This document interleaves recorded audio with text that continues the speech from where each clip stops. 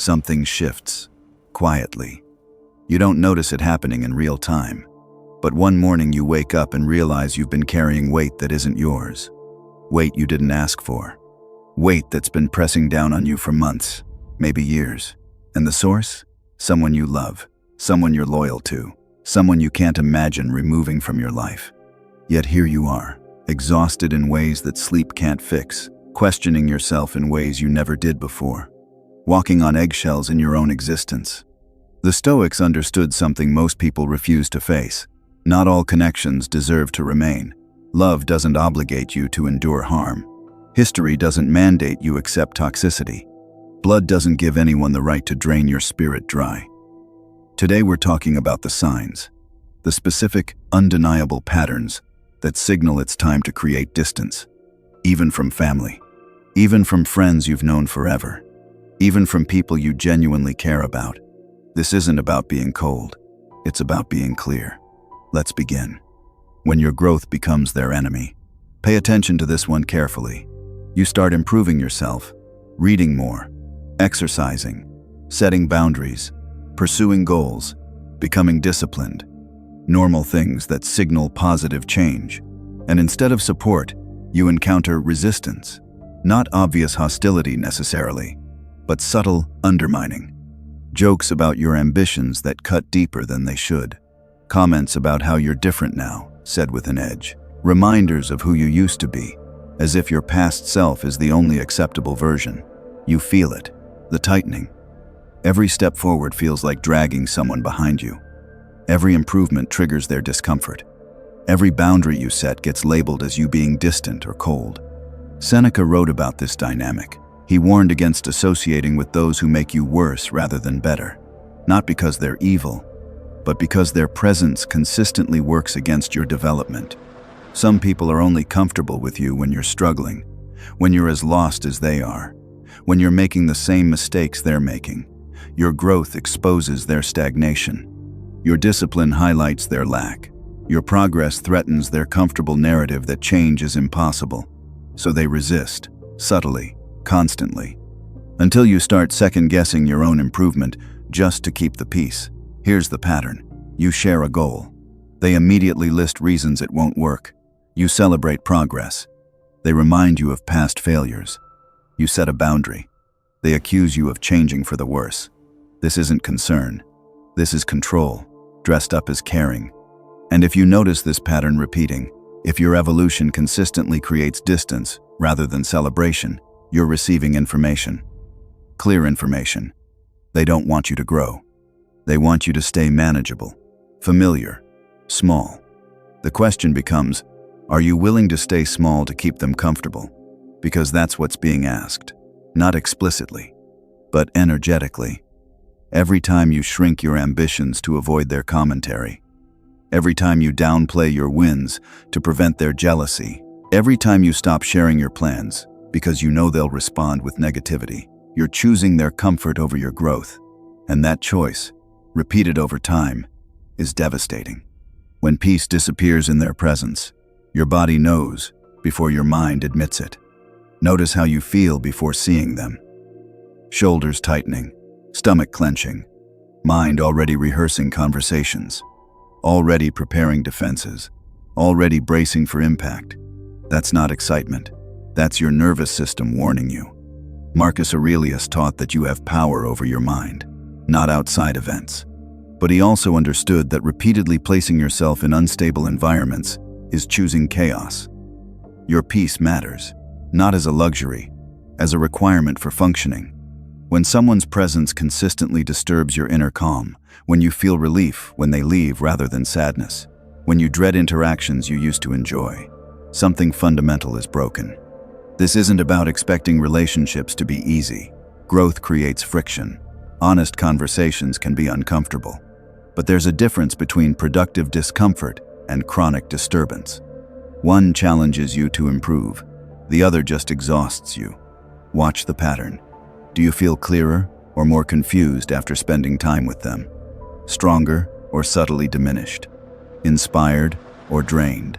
Your emotional state post-interaction tells you everything. If you're consistently leaving conversations, replaying what you said, questioning your reactions, wondering if you're too sensitive. Something's wrong, not with you, with the dynamic.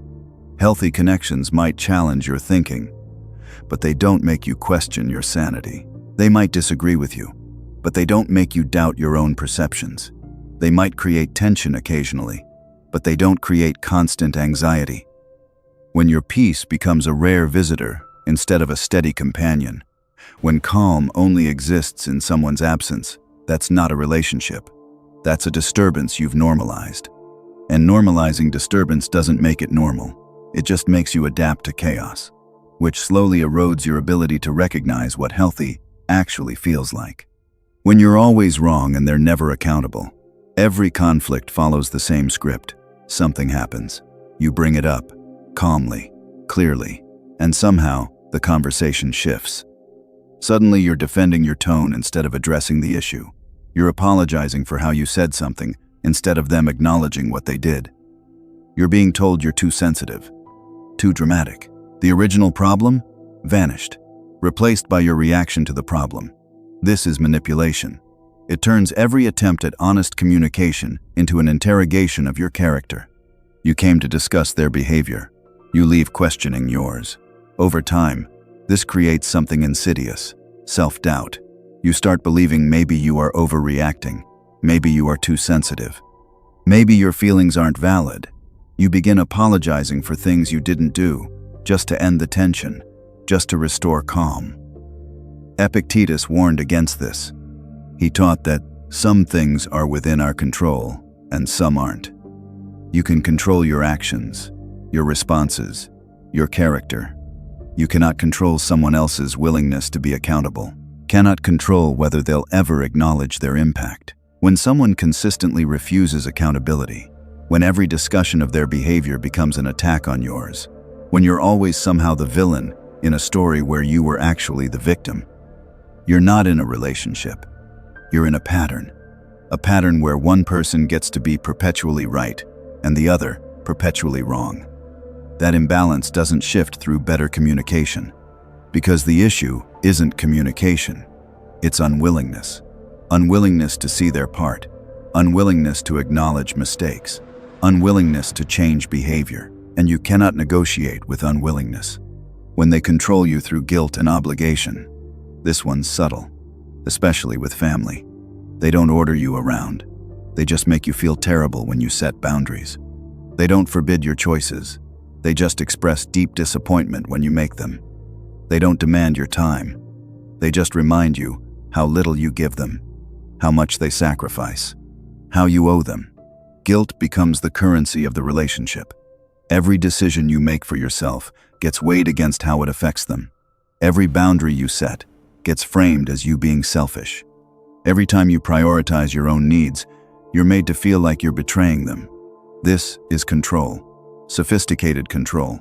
It doesn't announce itself. It hides behind love, behind care, behind phrases like, "I just want what's best for you," or "family should come first," or "after everything I've done for you." But underneath those phrases is a clear message. Your autonomy is conditional. Your choices are subject to my approval. Your life is mine to influence. The Stoics spoke about freedom extensively. True freedom, they taught, is mastery of yourself. Not rebellion, not defiance, but ownership. Ownership of your decisions, your time, your direction. When a relationship requires you to surrender that ownership just to maintain it, you're not in partnership. You're in captivity. Captivity that feels like loyalty because it's wrapped in obligation. Watch for this pattern. You make a choice that's right for you. They respond with sadness, disappointment, reminders of sacrifice, and suddenly you're drowning in guilt. Not because you did something wrong, but because you did something independent. That's not love protecting you. That's control managing you. Real love celebrates your autonomy, supports your growth, respects your right to choose differently. It might disagree, might worry, might express concern, but it doesn't weaponize guilt, doesn't turn your independence into betrayal, doesn't make your self-care feel like abandonment. When boundaries become battles, you set a limit, Clear, reasonable, necessary. And instead of respect, you get pushback, testing, violations disguised as jokes or forgetfulness. Then when you reinforce the boundary, you're accused of being rigid, cold, unreasonable. Boundaries aren't walls. They're not rejections. They're information. This is what works for me. This is what I need to function. This is where my limits are. Healthy people might not love your boundaries, but they respect them. They adjust their behavior. They honor your needs, even when inconvenient. Unhealthy people treat boundaries as suggestions, as obstacles to maneuver around, as insults to be offended by. They push, they test, they make you feel guilty for having limits. Watch what happens when you say no, when you decline a request, when you set a standard. Do they accept it? Or do they negotiate, manipulate, guilt trip, or ignore it entirely? If every boundary becomes a battle, if you're constantly having to defend your right to have needs, the relationship doesn't respect you. It uses you. When everything is always a crisis and you're always the solution, they're always in chaos, always in drama, always needing rescue, and somehow you're always the one expected to drop everything, to fix it, to save them, to absorb their crisis as your own.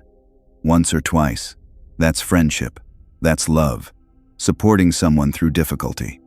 But when it's constant, when your entire relationship revolves around their emergencies, when there's always another disaster and you're always the designated fixer, something's wrong. You're not in mutual support. You're in a pattern where one person creates problems and the other person solves them. Crisis bonds are powerful. They feel like intimacy, like being needed, like mattering, but they're not sustainable. Because crisis eventually exhausts the rescuer. You start feeling drained rather than fulfilled, used rather than valued. And if you ever try to step back, to create space, to not immediately rush in to fix their latest problem, you're accused of not caring, of abandoning them in their time of need. This pattern serves a purpose for them. It keeps you engaged, keeps you available, keeps you feeling responsible for their well-being, and it prevents them from ever having to develop their own resilience, their own problem-solving, their own ability to handle difficulty. Because why would they? You're always there to do it for them. Seneca wrote about self-sufficiency, about not being dependent on external things for internal stability. When someone refuses to develop that sufficiency, when they keep you perpetually on call for their emotional or practical crises, they're not actually letting you help. They're using you as a crutch. And crutches keep you limping. They prevent actual healing. When your mental health deteriorates in direct correlation to contact with them, this one's stark. Track it. Notice the pattern. After interactions with them, how do you feel? Not just emotionally. Physically. Do headaches appear? Does your sleep worsen? Does anxiety spike? Does your appetite change? Your body is giving you data. Specific, measurable data about the impact this relationship has on your well-being. And if that data consistently shows decline, if your mental and physical health improve in their absence and deteriorate in their presence, that's not coincidence. That's causation. The Stoics valued rational observation, looking at reality clearly, without stories, without justifications, just facts. Fact, you feel worse around them. Fact, you feel better away from them. Fact, this pattern repeats. That's enough information. You don't need to prove they're deliberately harming you. Intent doesn't matter when impact is clear. You don't need to justify why their presence affects you negatively. The effect is real whether you can explain it or not. Some people are simply incompatible with your nervous system, with your energy, with your capacity for peace. And recognizing that incompatibility isn't judgment, it's observation. It's honoring what your body is telling you, which is, this is not safe. This is not healthy. This needs to change. Ignoring that information doesn't make you strong. It makes you self-destructive. Endurance isn't a virtue when you're enduring harm. Loyalty isn't love when it requires you to sacrifice your well-being. There's no honor in staying in situations that actively damage you just because leaving feels hard, or guilt-inducing, or disloyal. When respect is absent and cannot be restored, strip away everything else. The history, the blood relation, the shared memories, the love you have for them. Strip it all away and ask one question. Do they respect you? Not tolerate you, not need you, respect you. Do they respect your boundaries, your choices, your feelings, your autonomy, your right to be different from them? If the answer is no, if respect is consistently absent, nothing else can compensate. Love without respect becomes obligation. History without respect becomes trap. Family without respect becomes toxicity. You cannot build anything sustainable on a foundation of disrespect. Aristotle taught that respect is foundational to all relationships. Without it, everything else eventually crumbles. You can have affection, but affection without respect is condescension. You can have loyalty, but loyalty without respect is servitude. You can have commitment, but commitment without respect is imprisonment. When you've clearly communicated how certain behaviors affect you and nothing changes, that's disrespect. When your needs are consistently dismissed as unimportant, that's disrespect. When your voice matters less than their comfort, that's disrespect. And disrespect, once it becomes the pattern, rarely reverses. Because respect isn't something you can convince someone to give you. It's something they either have or don't, either extend or withhold. And if they've shown you repeatedly that your dignity doesn't matter to them, believe them. Stop trying to earn what should be freely given. Stop hoping they'll suddenly see your worth. They see it. They just don't value it enough to change their behavior. Here's what the Stoics understood that most people resist. Sometimes the most loving thing you can do is leave, for them and for you. Staying in dysfunctional dynamics doesn't serve anyone. It doesn't make you noble. It makes you complicit in your own diminishment. And it enables them to continue behaviors they need to outgrow. Walking away isn't cruelty. It's clarity. It's saying, this dynamic is unhealthy and I will no longer participate in it. That's not abandonment. That's boundary setting at the ultimate level. It's refusing to be available for patterns that harm. It's choosing your peace over their comfort, your growth over their stagnation, your future over their control. Will it hurt? Probably. Will there be guilt? Almost certainly. Will people judge you? Some will. Will you question yourself? Repeatedly. But those discomforts are temporary. The damage from staying is permanent. The erosion of self-worth that happens when you repeatedly accept disrespect. The resentment that builds when you sacrifice your needs for someone who won't sacrifice theirs. The loss of yourself that occurs slowly as you shrink to fit into dysfunctional dynamics. Cutting ties doesn't require hatred, doesn't require drama, doesn't require public explanation. It just requires decision. The decision that your well-being matters, that your peace is non-negotiable, that your life belongs to you. Some will understand, many won't. Family might be shocked, friends might take sides. Others might accuse you of being cold, selfish, unforgiving. Let them. Their opinion about your boundary says more about them than about you. Epictetus taught, some things are within our control, and some are not. We control our actions, our values, our choices. We do not control how others respond. You cannot control whether family approves, cannot control whether friends understand, cannot control whether the person you're leaving ever changes. Those outcomes are outside your sphere of control. What you can control is whether you stay in situations that harm you, whether you protect your peace, whether you honor your worth. That's your domain. That's your responsibility. Marcus Aurelius reminded himself daily, you have power over your mind, not outside events. Realize this, and you will find strength. That strength includes the strength to walk away from anyone, from anything that no longer serves your highest good, even family, even friends, even people you love. Because love doesn't mean enduring abuse. History doesn't mean accepting mistreatment.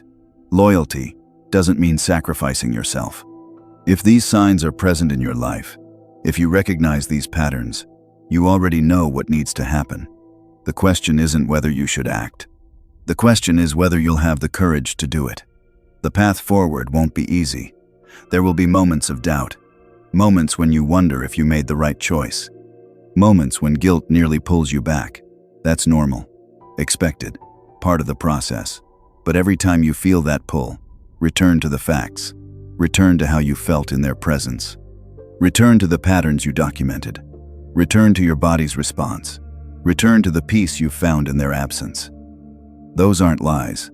Those are your reality, and your reality deserves to be honored. Seneca wrote that we suffer more in imagination than in reality. You've been imagining how bad leaving will be, how guilty you'll feel, how others will react. But imagination is just that. Imagined. Reality is often different, often better. The freedom that comes from removing yourself from toxic dynamics is real. Your energy returns, your clarity sharpens, your confidence rebuilds. Your peace becomes steady rather than fleeting. That's what actually happens when you stop accepting harm as normal. Choose yourself. Choose peace. Choose growth. Choose the life you deserve rather than the one you've been tolerating. The Stoics believed that living well is the best form of wisdom. You cannot live well in environments that make you small, in relationships that drain your spirit, with people who disrespect your worth. Living well requires removing obstacles to your flourishing. Sometimes those obstacles have names you love, have faces you've known forever, have ties that feel impossible to sever. But their familiarity doesn't make them less harmful. Their history doesn't make them less toxic. Your love for them doesn't obligate you to endure their damage. Walk away with dignity, with clarity, with the understanding that protecting yourself is not only acceptable, it's necessary. It's the most stoic thing you can do. Choose wisely.